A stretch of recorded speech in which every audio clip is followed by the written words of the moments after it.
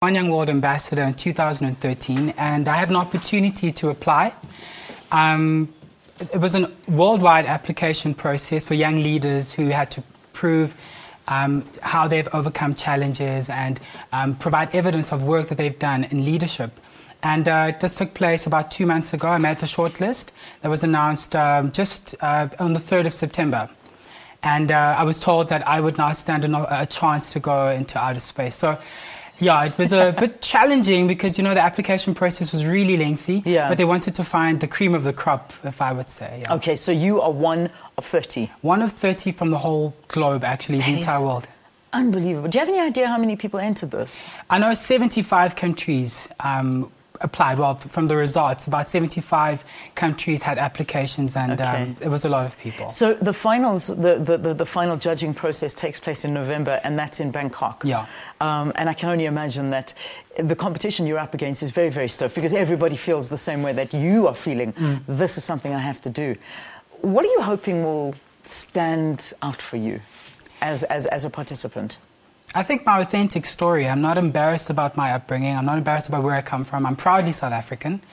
And I think that's what set me apart, even with my application process. I'm a keen, young and dynamic Africa changer. I believe in the transformation of Africa and also setting a different standard for young people on this continent, to say that Africa can produce intellectuals, Africa can produce young leaders who are not going to bring down the image of the continent. We can actually shine on the continent. So I think that's what sets me apart. I'm very content in my own skin and about my story. Tell me about your story. I mean, you keep talking about it, and obviously this is what defines you.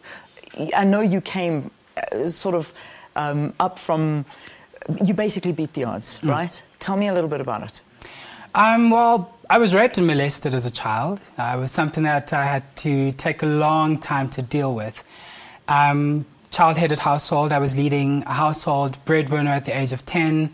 And rising from all of that to finally being able to go to school, meeting Nelson Mandela and getting opportunities to travel, sharing my story with people.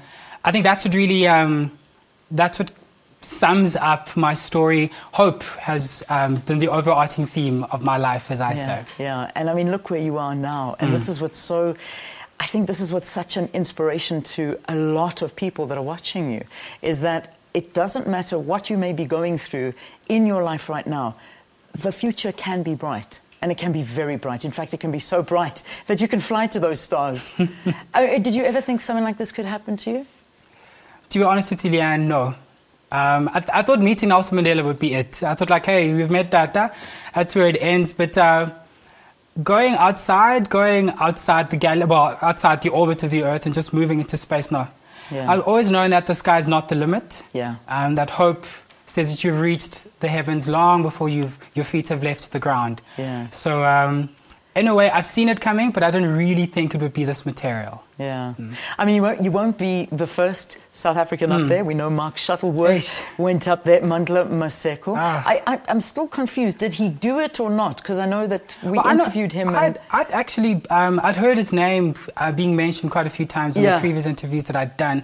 And from what I've heard, he has already gone. Okay, but I'm so not he's sure already about done that. it. Yeah. I mean, but whatever it is, it's just an amazing thing. So besides, I know I've got to wrap, but besides even getting this trip, there's more that comes with this prize, isn't it? Yes. Yeah, like over R1 million? Oh. Possibly changing my life there, but... In every sense of the word. True. I couldn't think of anyone more who deserves it. I really can't. Oh, thank you. Okay, so I'm excited for you. This is happening in November. You go for the final interview, and you'll find out then.